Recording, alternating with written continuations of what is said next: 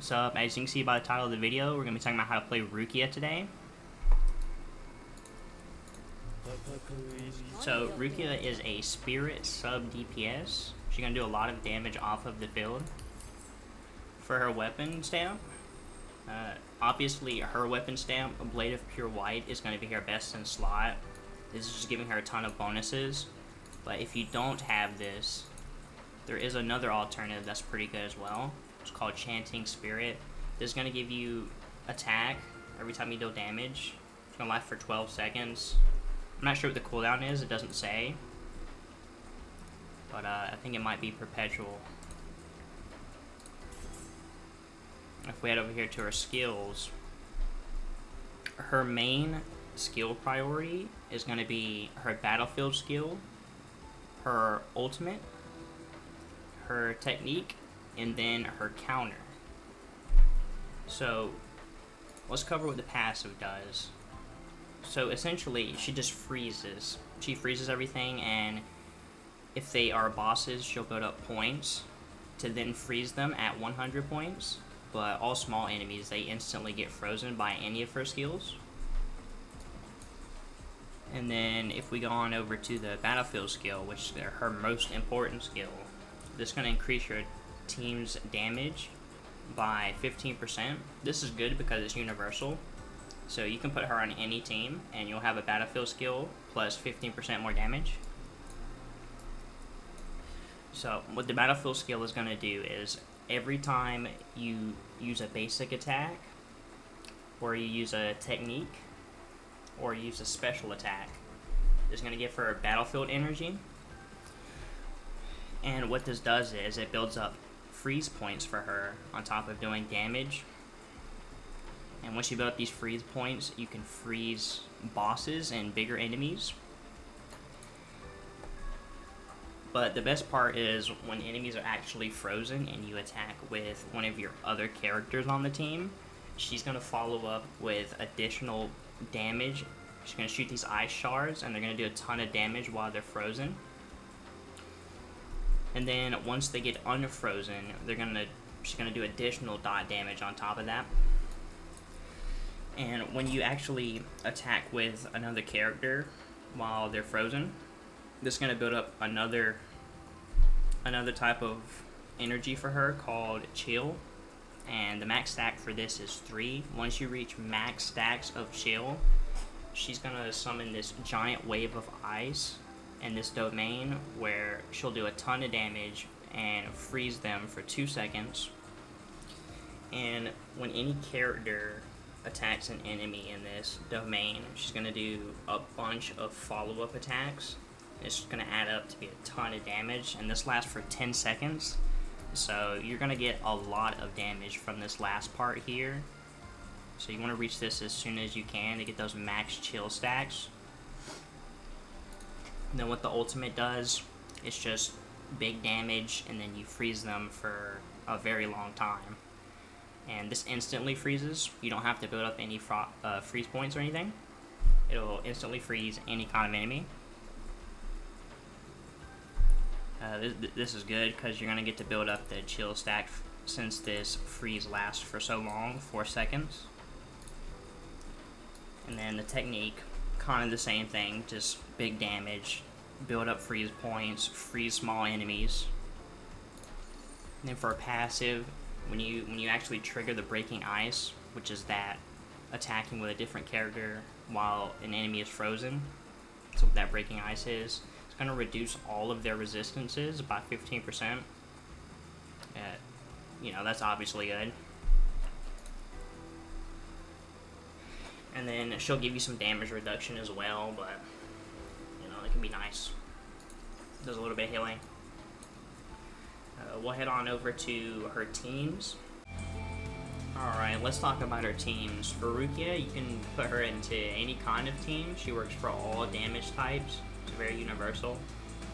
Her battlefield skill is going to increase all damage type by 15%, so that makes her very easy to use.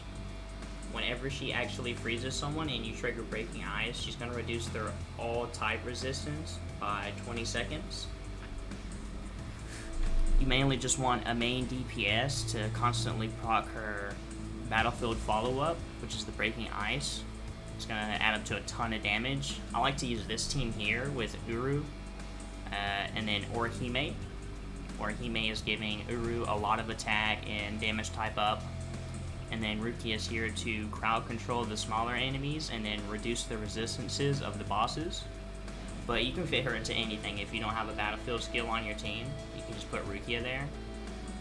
She's great for all teams and damage types. Alright, let's head on over to how you can play Rukia and like team rotations. I'm here in the training mode. I'm going to show you guys some ways that I like to play Rukia. Usually I'll try to line up the enemies and then hit them with their technique skill. And then after that, I'll usually switch to my DPS. And then while they're frozen, I'll try to get as many hits as I can. So it's going to proc the Breaking Ice. And then afterwards, I'll usually switch to my support Orihime and then buff up my DPS. It seems counterintuitive, but you want to build up this Battlefield skill here as much as possible. Because when you trigger Breaking Ice, you get these 3 stacks here. Here, I'll show you. Go ahead and freeze them. And then when you hit them while they're frozen, you'll get these stacks. And once you reach those max stacks, you're going to get this ultimate version of Rukia's Battlefield skill. It's going to cast a domain that freezes everything, and then for 10 seconds, anytime you hit the enemies inside of this domain, she's going to follow up with this little icicle attack. Alright, there we go. So this is going to be the ultimate version of the skill. Once you get to max chill stacks, it'll freeze everything in this domain. You can see it covers the entire map. It's going to last for 10 seconds, and anytime you hit something within it, it's going to follow up these little crystal shards. It's going to do a ton of damage. So you want to try to get as many of those off as you can, because that's where most of her damage is. So ideally, you want to make sure that you're hitting this technique skill off cooldown, and then triggering the Breaking Ice while they're frozen, so you can get these stacks, and then spam this Battlefield skill. It just adds up to be a ton of damage.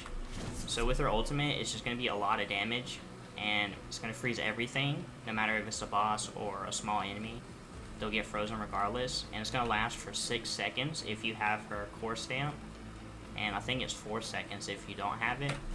And during this time, you're going to get so many of the little Battlefield charges because you're just doing so many Breaking Ice.